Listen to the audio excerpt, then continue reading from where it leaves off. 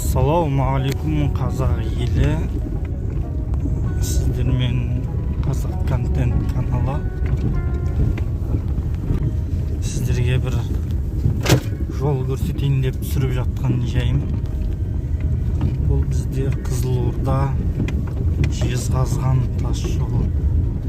Тас жолы, тасы жоқ, жолы бар. Степ жан жақ. Жолдың сиқымынан ойбай 200-300 километрдей осы жолмен жүріп отырамыз енді. Мұз басып кеткен. Осы жолдың сиқым жатқанына қаншама жыл болды. Жасалып жатқан ешкім жоқ, жасалып жатқан жан жоқ, жасап жатқан.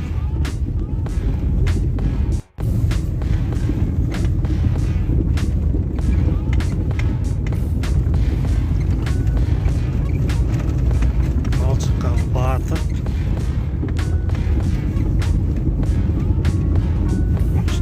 балшық болды.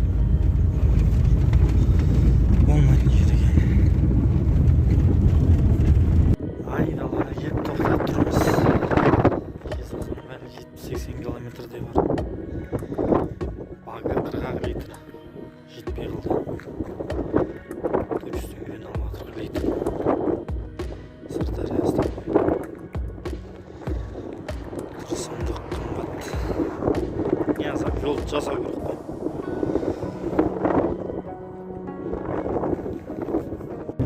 Объездной бітті, құдайға шүкір. Асфальтқа шықтық. Қар майдалап қиып тұр. Бұл бірақ бірінші асфальт, алдымызда әлі шұрық тесік. Объезднойлар көп. Жаман жол бар әлі. Содан өтсек, құдайға сары қарай Жезқазған. Шиповка кәдімгідей көмектесіп келе жатыр ғой. Арты тайып келе жатыр, кәдімгі ретінде балалар.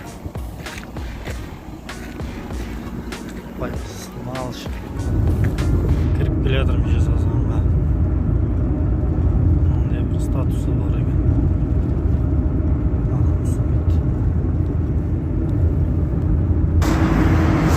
Олан ауыстырып жатырмын. Машинаның түрін. Бұл жерде шұрық тесік деген жолда баллон жарылып, запаскамды қақаған аязда салып, аман есен Жезқазғанға жеткен жері. Ой, жол қорқынышты. Қар ғана Жезқазғаннан қалай шықтым. Жол іші ойнап кеткен. 80-мен келе жатырмын. Жай опасно. Так, жолда Жезқазғанға бір күн түнеп, баллон ауыстырып, жарылған болғанда. Күн суық болғаннан кейін мынандай боран аяз болып тұрғаннан кейін асықпай шықтық. Қарағанды Жезқазған тас жолының екі ортасы.